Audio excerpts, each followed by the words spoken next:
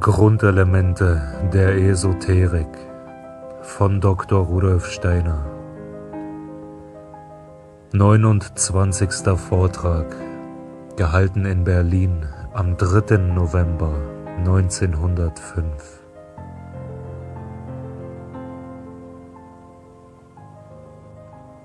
Nun wollen wir in noch geheimnisvollere Gebiete des Karma-Wirkens hineinleuchten und einen Blick in das karmische Wirken innerhalb der Völker und Menschenzusammenhänge tun. Wer ernst macht mit dem Prinzip, die Welt nicht aus materiellen Prinzipien, sondern aus dem Geiste heraus zu erklären, wird das verstehen. Man hat durch die Geschichte erfahren, dass Krankheiten im Laufe der Menschheitsentwicklung auftreten, die früher nicht da waren. Es gibt Zeit- und Volkskrankheiten. Nun werden wir heute etwas hören zunächst über die Entstehung solcher Zeit- und Volkskrankheiten. Aus dem Geiste heraus wollen wir das begreifen. Der Arzt erklärt sie, indem er sagt, diese oder jene Krankheiten kommen durch die Bazillen. Wir aber müssen fragen, woher kommen die Bazillen selber? Sind sie genauso inkarnierte Lebewesen wie der Mensch? Auch bei solchen Wesen, die als Zerstörer des Menschenlebens wirken, müssen wir fragen, woher kommen sie? Was hat sie hineingebracht in ihr gegenwärtiges, materielles Dasein? Was waren sie, bevor sie sich inkarniert haben? Nehmen wir zum Beispiel an, irgendein Volk oder eine Rasse geht zugrunde. Sie geht ihrem Untergange entgegen. Sie wehrt sich gegen diesen Untergang. Dieses sich wehren gegen den Untergang ist ein geistiger Ausdruck, etwas, das in dem Astralkörper des betreffenden Volkes lebt. Würde solch ein untergehendes Volk für sich allein hinsterben, so würden die Gefühle, die sich da ausleben, keine besondere Wirkung haben auf andere in der Welt. Nehmen wir aber an, dass es mit einem anderen Volke in Konflikt kommt und das andere in Furcht und Schrecken versetzt. So entsteht bei dem anderen Volke eine Wirkung. Dann haben wir zweierlei: das untergehende Volk und etwas, was entsteht aus dem Zusammenflusse zwischen dem sich gegen den Untergang wehrenden Volke und dem, was entsteht aus Furcht und Schrecken bei dem anderen Volke. Das ist etwas Bleibendes. Nehmen wir als Beispiel einen speziellen Fall: die Mongolenstürme des Mittelalters, als die Mongolen mit den europäischen Völkerschaften zusammenstoßen und innerhalb dieser Völkerschaften Furcht und Schrecken verbreiten. Solche Furcht und solcher Schrecken sind dann in den Völkern vorhanden. Wenn man diese Völkermassen ansieht, die da heranstürmten, von denen die Mongolenstürme die letzten sind, und es sich in die Stimmung der ganzen mittelalterlichen Völkerschaften versetzt, so sieht man, wie sich aus den untergehenden, sich ihrer Haut wehrenden letzten Stämmen der 4. Wurzelrasse und in den Furcht und Schrecken versetzten Europäern geistige Gebilde formten. Man nehme an, einem solchen Ansturm würde mit Kühnheit und Liebe begegnet, so würden die Verwesungsstoffe aufgelöst. Aber Furcht, Hass und Schrecken konservieren solche verwesenden Gebilde und Wesen wie Bazillen finden daher einen Nährboden. Sie inkarnieren sich später in denjenigen materiellen Gebilden, die für ihre Inkarnation geeignet sind. So haben sich in die Furcht und den Schrecken der europäischen Völker die Verwesungsstoffe als Verwesungssamen eingebettet. Und das sind kleine Lebewesen. So entstand der mittelalterliche Aussatz, die Mieselsucht. Das waren Verwesungsstoffe der untergehenden Mongolenvölker. Woher kommen nun jene Zerstörer der menschlichen physischen Natur? Sie kommen von früheren geistigen Ingredienzen, von Versündigungen. Das ist das Karma, wie es in den Volkskörpern wirkt. Daraus können Sie ermessen, wie das moralische Leben eines Volkes das äußere Leben der Zukunft bedingt. Ein Volk hat es in der Hand, für die physische Zukunft durch ein entsprechendes moralisches Leben in der Gegenwart zu sorgen. In allen Geheimschulen Europas spricht man davon, dass die ganzen Bakterienkrankheiten der modernen Zeit einen ähnlichen Ursprung haben. Die Bazillenkrankheiten werden auf ihren geistigen Ursprung zurückgeführt. Das ist eine esoterische Tradition bei den Rosenkreuzern und in anderen Geheimschulen, wo diese Dinge gelehrt werden. Eine Grundlehre gibt es in kleinen Kreisen von Geheimschulen. Die besteht darin, dass in den 70er Jahren ganz bestimmte Kämpfe innerhalb der astralen Welt stattfanden und dass sich da etwas zum Besseren gewendet hat, wenn auch, hier tritt eine Lücke im Text auf. Diese Vorgänge nennt man den Kampf zwischen den Scharen des aus der christlichen Esoterik genommenen Erzengels Michael und den Scharen des Gottes Mammon. Mammon ist der Gott der Hindernisse, der fortschreitenden Bewegung die zerstörenden, hindernden Dinge in den Weg legt. Auf der anderen Seite sieht man in diesem Gotte Mammon den Erzeuger ganz bestimmter Gebilde, solcher Gebilde, die eben in den Infektionskrankheiten auf das menschliche Leben zerstörend wirken. Die in früheren Zeiten unbekannten Infektionskrankheiten rühren von dem Gotte Mammon her. Sie werden ermessen können, dass die esoterischen Schulen die fortschrittliche Gesinnung im tiefsten Inneren des Menschen erzeugen müssen, denn man sieht als den eigentlichen Urquell dieser modernen Krankheiten nichts anderes als die Rückschrittlichkeit, den Urkonservatismus der sogenannten oberen Klassen gegenüber den verarmten unteren Klassen, den gedrückten Volksmassen, die zustreben einer neuen, hier tritt wieder eine Lücke im Text auf. Sie werden gehemmt, aufgehalten durch das, was der Gott Mammon bewirkt. Zwei Mächte finden wir einander gegenüberstehend. Die Empfindungswelt der untergehenden oberen Schichten, die uralte Zeiten konservieren möchten, und das Gefühl des Hasses bei den unteren Klassen, ein astralisches Leben, das von den großen Massen den anderen entgegengeschleudert wird. In diesem Gegensatz sieht der Esoterismus wieder einen Verwesungsstoff und darin die Ursache der modernen Infektionskrankheiten.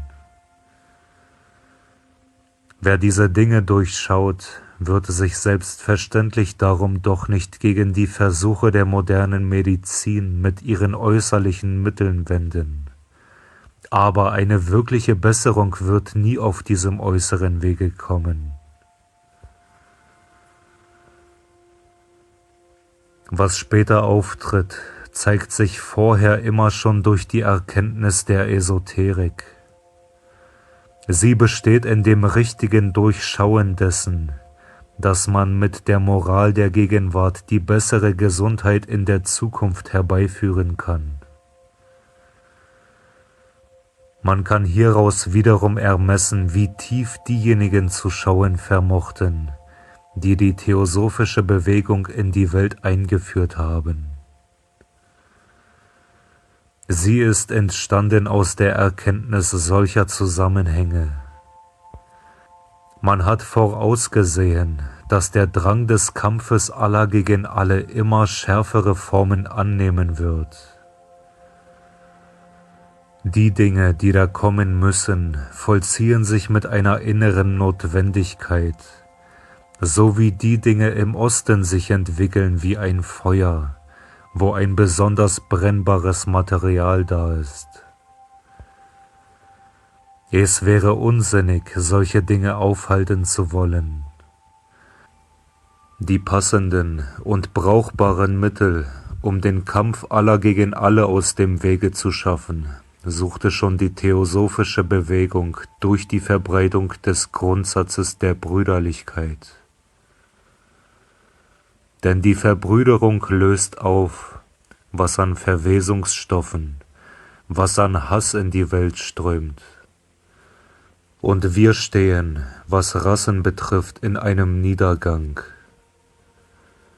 Wird dieser Niedergang durch den Glauben, dass man ihn aufhalten könnte, und durch Hass konserviert und nicht durch Liebe aufgelöst, so muss natürlich das Allerschlimmste daraus folgen.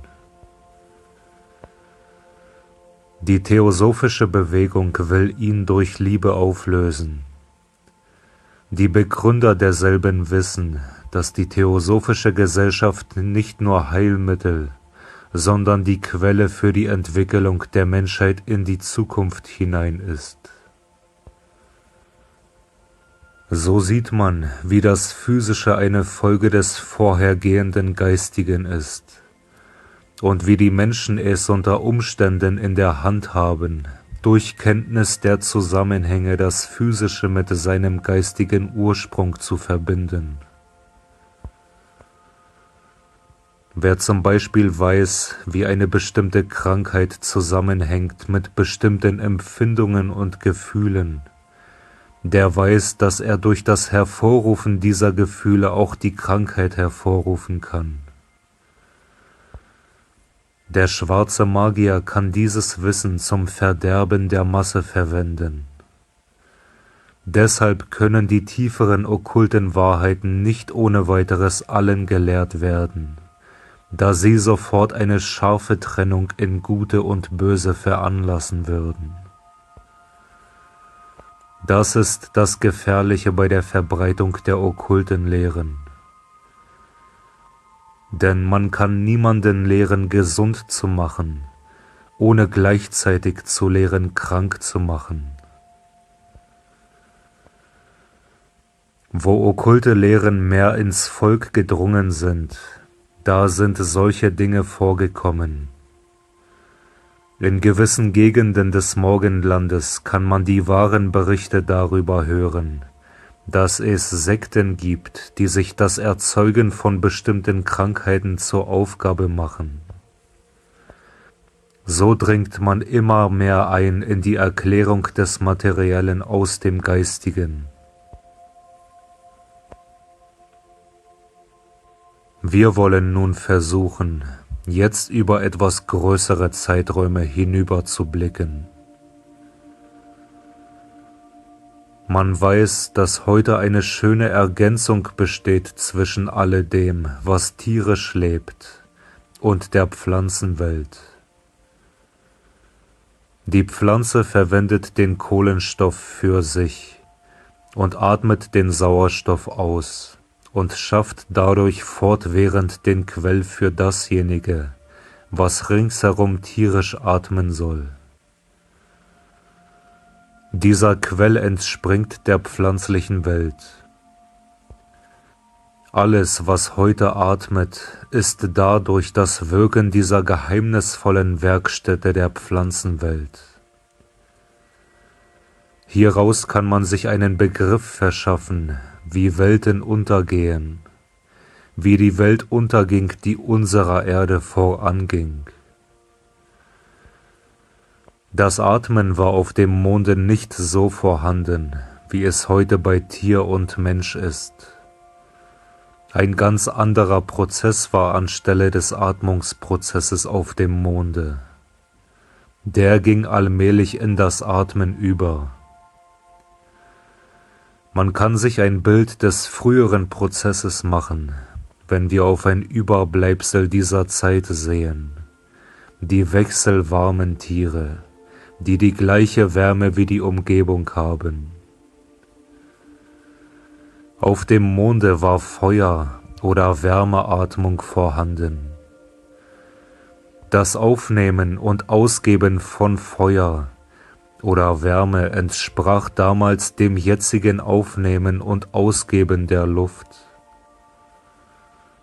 In der Mitte der lemurischen Zeit fing der Atmungsprozess an, die Form anzunehmen, die er heute hat. Ein materielles Abbild des geistigen Vorganges der Einbettung der Monade in den niederen Menschen ist das Atmen. Atmen heißt das Einziehen der Monade. Im Hatha Yoga macht der Schüler deshalb auch einen Atmungsprozess durch.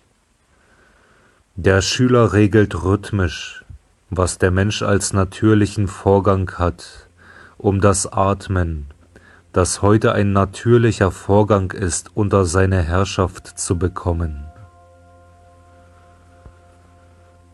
So wie, bevor der Mensch zu diesem Atmungsprozess überging, er in ähnlicher Weise von außen Wärme aufnahm und abgab, und dieses sich in den Prozess des zirkulierenden warmen Blutes verwandelte.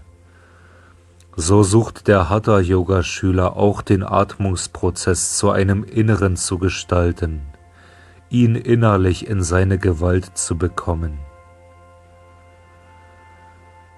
Die Hatha-Yoga-Regeln bedeuten die Verwandlung der Atmung in einen solchen Prozess, der nicht von innen nach außen geht, sondern in einen innerlich geregelten Prozess, so wie jetzt auch der Blutkreislauf ein geregelter innerer Prozess ist. Bei den wechselwarmen Tieren verhält sich der Prozess der Blutzirkulation zu demjenigen des Menschen so, wie der Atmungsprozess beim gewöhnlichen Menschen zu dem Atmungsprozess des Hatha-Yoga-Schülers. Hinter all diesen Dingen stecken ganz tiefe Entwicklungsgedanken, die die Grundlage von realen Prozessen sein sollen.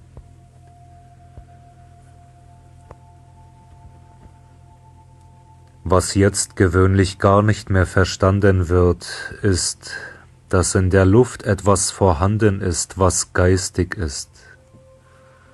Als noch ein Bewusstsein davon vorhanden war, nannte man den Geist Luft, Wind gleich Pneuma. Pneuma bedeutet einen Luftzug und auch das seelisch-geistige. Die Bezeichnung rührt von Zeiten her, in denen man noch von den wirklichen Zusammenhängen ein Bewusstsein hatte. Nehmen wir nun die Tatsache, dass sich auf dem Vorgänger unserer Erde, in Klammern Mond, gewisse Wesenheiten über die damalige Menschheitsstufe hinaus entwickelt hatten. Es waren dies die luziferischen Wesenheiten. Wenn man diese betrachtet, muss man sich daher sagen, sie lebten nicht in einer Umgebung, die wie die heutige Erde ist. Sie konnten nicht in Luft atmen, also konnten sie auch nicht den Geist aufnehmen. Denn die Aufnahme von Geist entspricht der Luftatmung. Also waren sie genötigt, dasjenige im Wärmeprinzip auszuführen, was heute in der Luft geschieht. Wir unterscheiden auf der Erde 7 Zustände des Physischen.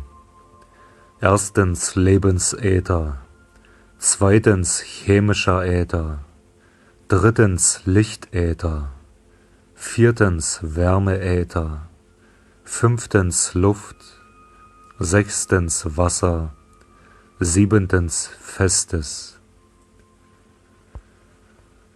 Die luziferischen Wesenheiten mussten also innerhalb der Wärme dasselbe ausführen, was der Mensch heute in der Luft ausführt. Nun können Sie sich denken, dass daher diese Wesenheiten, die dem Menschen das freie Bewusstsein, die Selbstständigkeit gegeben haben, in gewisser Weise mit dem Feuer verknüpft sind. Sie sind bei ihrem Auftreten aus diesem Grunde mit einer gewissen Gier verknüpft an alles dasjenige, was im Menschen als Wärme, als Feuer auftritt. Die Gier hängt sich an die Eigenwärme des Menschen. So sind die Geber der Erkenntnis und Freiheit mit etwas verknüpft, das sich zu inkarnieren versucht in der Wärme des Menschen nach der Art, wie es früher auf dem Monde geschah. Da ist der Zusammenhang zwischen der Erkenntnis und zwischen Geburt und Tod, Krankheit und so weiter in der Welt. Mit der Erkenntnis kamen Geburt und Tod und Krankheit in die Welt. Der Mensch hat damit die Erkenntnis erkauft. Daher sehen wir auch den Zusammenhang zwischen gewissen Wärmeerscheinungen und der Krankheit, nämlich dem Fieber. Das ist der Ursprung des Fiebers. Davon hatte man noch Traditionen bis in das 19. Jahrhundert.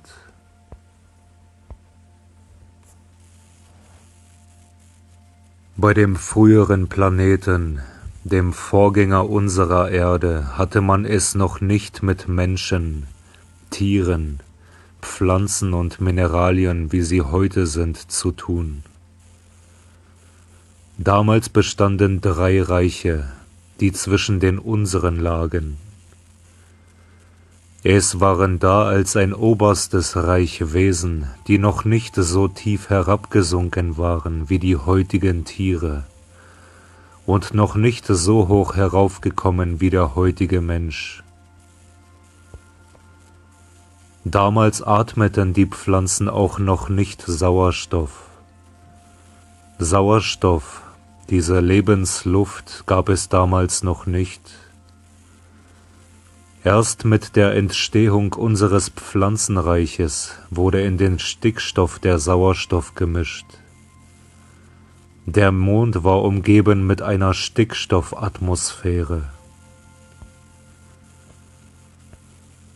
In der zweiten Hälfte des vergangenen Planeten strebten zwar die Wesenheiten schon zu solchen Gestalten, die atmen können, die mit Lungen und so weiter begabt sind.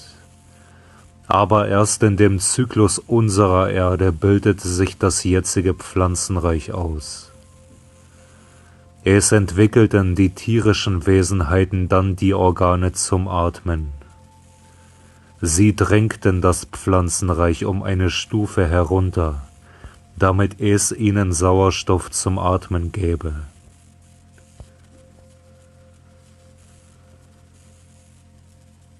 Auf diese Vorgänge auf dem Vorgänger unserer Erde musste notwendig ein Zustand folgen, wo das Leben in derselben Form nicht mehr möglich war. Die Form hatte sich zu etwas anderem herausgebildet und brauchte einen neuen Planeten. Das vorhergehende Reich musste untergehen. Es erstickte die ganze Welt des Lebenden auf dem vorhergehenden Planeten. So gehen Planeten mit ihrem Leben zugrunde, und in dem, was sich vorbereitet, in dem Körper des Mutterplaneten entwickelt sich ein neues Leben. So ist der Untergang und Aufgang von Planeten zu verstehen.